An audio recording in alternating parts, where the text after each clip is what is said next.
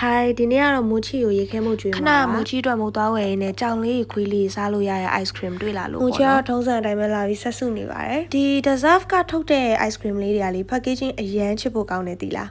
ပြီးတော့လေသူ့မှာအရသာတွေလည်းအများကြီးရှိရမိုချီကတော့ဒီနေ့ပထမအဦးဆုံးစမ်းစားတာဆိုတော့သူကြိုက်မယ်လို့ထင်တဲ့ salmon နဲ့ milk ဆမ်းမျိုးဝယ်လာရပေါ့နော်အခုပိုးဝယ်လာတာလေးကတော့ salmon and coconut milk ပါတခြားအရသာတွေလည်းအများကြီးရှိပါသေးတယ်သူကမိုချီပထမအဦးဆုံးစားမှာဆိုတော့ကြိုက်ပါမလားဆိုပြီးအရန်ရင်ခုန်နေပါတယ်မိုချီမျက်လုံးကြီးကလည်းအရန်ရင်ခုန်နေတဲ့မျက်လုံးကြီးဖြစ်နေပါတယ်ခွာလာလာလေးမရှိလို့မိုချီကိုအဖုံးထဲမှာပဲထည့်ပေးလိုက်တယ်ပေါ့နော်မိုချီကတော့ထုံးစံတိုင်းပဲရှူရှိုက်ပြီးတော့သူတိတ်မကြိုက်တဲ့ပုံစံပေါက်နေပါတယ်တိတ်မကြိုက်တာတော့မဟုတ်ဘူးပေါ့နော်အရန်အေးွားတော့သူအဲ့လို freeze သွားမှာဆိုရဲထင်ပါတယ်ဒါကတော့သူစမ်းစားကြည့်ပြီးတော့သူ့မျက်နှာကိုကြည့်လိုက်ပါသူအဲ့လိုဖြစ်သွားတာပေါ့နော်အဲ့မှာသူဆက်မစားတော့ပါဘူးရေခဲမို့ကိုချော့ကျွေးရတဲ့အဆင့်တွေပါရောက်လာတယ်ပိုလဲစိတ်မရှိလို့ဆိုပြီးတော့လက်နဲ့တို့ပြီးကျွေးလိုက်ပါတယ်အဲ့မှာမိုချီမျက်နှာကိုချက်ရှူလိုက်ပါ